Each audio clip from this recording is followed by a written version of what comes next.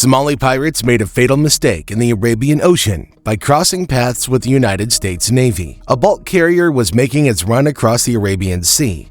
The crew knew the risks.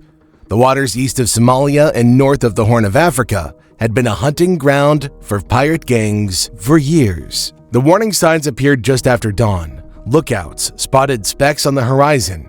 At first, they looked like fishing boats, but within minutes, their speed gave them away. The vessels were closing in at more than 20 knots, wake spraying high behind their outboard motors. The alarm was sounded. The crew locked down inside the ship's citadel, the fortified safe room designed for exactly this scenario. They sent a mayday out across maritime channels, possible pirate attack, requesting assistance. On deck, the pirates moved with ruthless coordination. 2 boats veered toward the bow, another toward the stern. They were armed with rifles, machine guns, and even the dark tube of a rocket-propelled grenade launcher was visible against the sky. For the crew sealed inside the citadel, it felt like the end. But this is where things took a shocking turn. The pirates had no idea who was already racing toward them.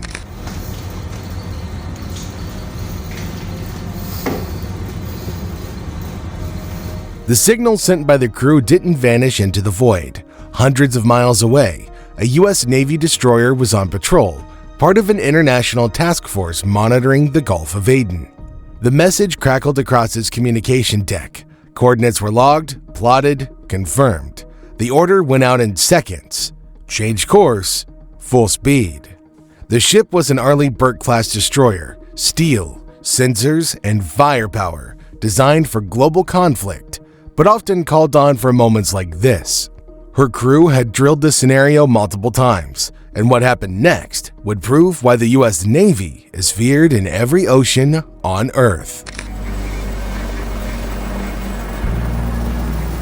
The pirates wanted a ransom, and the Navy wanted them stopped cold. Overhead, a reconnaissance drone was launched. Its cameras zoomed across the waves, locking on to the fleeing merchant vessel. There they were, 4 pirate skiffs, black dots swarming the ship like wasps.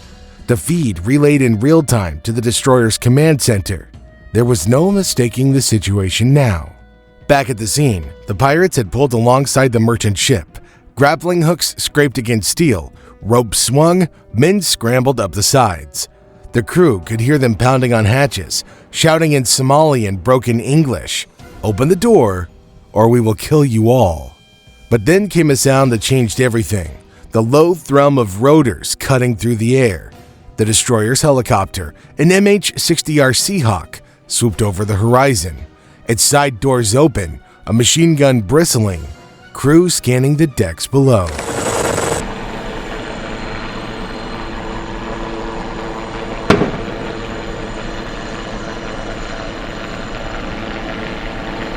The pirates froze, caught mid-climb. For years, they had harassed unarmed vessels, easy prey. Now they faced an armed war machine circling above them like a deadly vulture. And you won't believe what happened next. The Seahawk fired its first warning bursts into the water. Spray exploded just yards from the skiffs. One boat tried to peel away, its outboard screaming. Another kept pushing toward the ship, men waving rifles defiantly. From the destroyer still miles away, the decision was made. This was no longer a standoff, it was an elimination. And the way the Navy struck back will leave you stunned and speechless.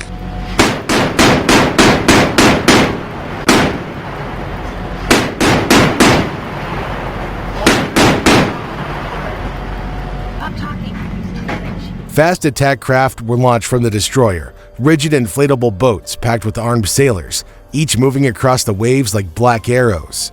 The helicopter kept circling, hurting the pirates, pinning them in place until the boats closed in.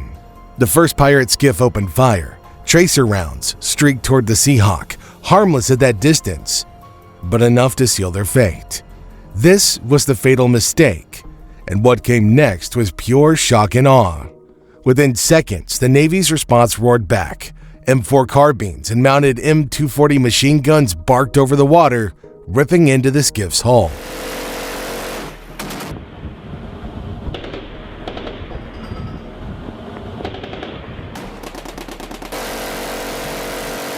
The impact was devastating. Splinters flew, the engine coughed smoke, and one pirate dropped his rifle as if he fell to the deck. Another dove overboard, thrashing in panic. And this is where it gets interesting. The pirates, caught off guard by the precision, fired wildly in return. But the Americans didn't flinch. Their answer came with cold efficiency. A 3-second burst from an Mk-38 mounted on the bow of the lead boat. The heavy 7.62mm rounds tore through the skiff's side, blasting holes wide enough for water to pour in. The small craft bucked violently, its outboard sputtering as smoke poured from the engine.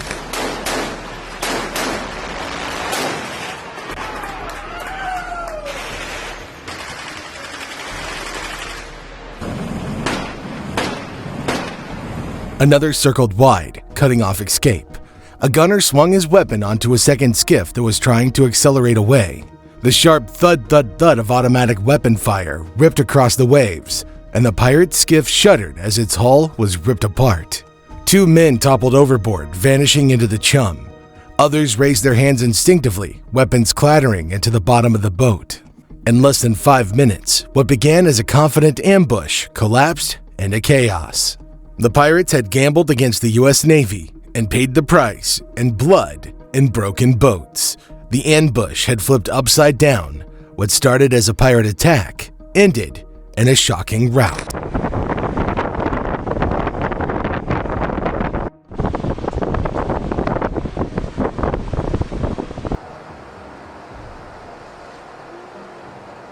Within moments, the attackers' confidence shattered under the weight of disciplined, precise American firepower.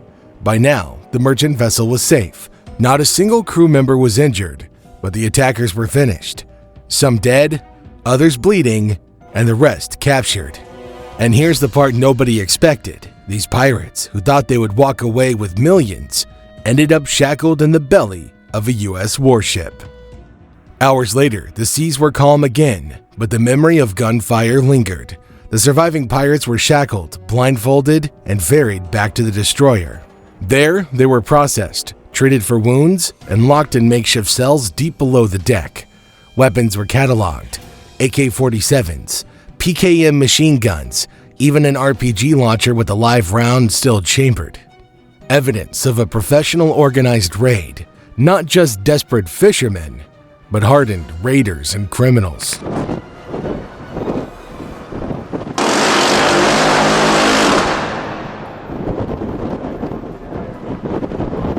The merchant crew emerged from the citadel, dazed but alive.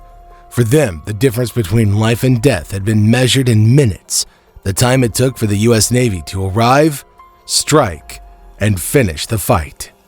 Within minutes, the ocean went from chaos to control. This wasn't just a victory at sea, it was a message. For years, pirates in the Indian Ocean had played a cat-and-mouse game with the world's navies. Sometimes they escaped, sometimes they got paid. But moments like this reminded everyone against a modern navy, piracy is suicide. This incident wasn't unique. Time and time again, U.S. forces have clashed with pirates across these waters. In 2009, the world watched the Maersk, Alabama hijacking play out like a movie, ending with Navy SEAL snipers eliminating 3 pirates with simultaneous headshots. Since then, dozens of operations followed, most unreported, but all with the same theme. When pirates attack Americans, they don't survive for long. The ambush in open waters was just another entry in that history, another reminder that while piracy ebbs and flows, U.S. resolve does not.